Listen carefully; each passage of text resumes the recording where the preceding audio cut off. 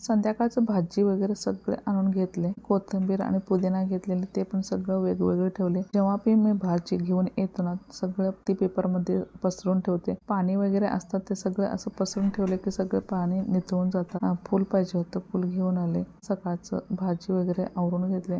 आज भाजीमध्ये शेंगाचे सार होता, चणा डाळीचा उसळ करून घेतलेले, ज्वारीची भाकरी करून घेतली। उगलेले बघूनच लवकरात लवकर जेवूया असं वाटलं। सगळं जेवण वगैरे आवरून घेतले। नागपंचमी जवळ येत आहे तर त्याच्यासाठी शेंगदाण्याचे लाडू किंवा बर्फी काहीतरी करायचं होतं। इकडे 2 प्रकारचे शेंगदाणे होते, घरचे शेंगदाणे होते आणि विकत आणलेले शेंगदाणे होते। दोन्ही खरपूस भाजून तयार करून घेतले। साईचं ताक करून घेतो ना, म्हणजे लोणी काढून घेतो, इकडे ताक उरते, त्या ताकामध्ये तांदूळ आणि उडीद डाळ स्वच्छ धुवून घेतले आणि त्याच्यात भिजत घातले।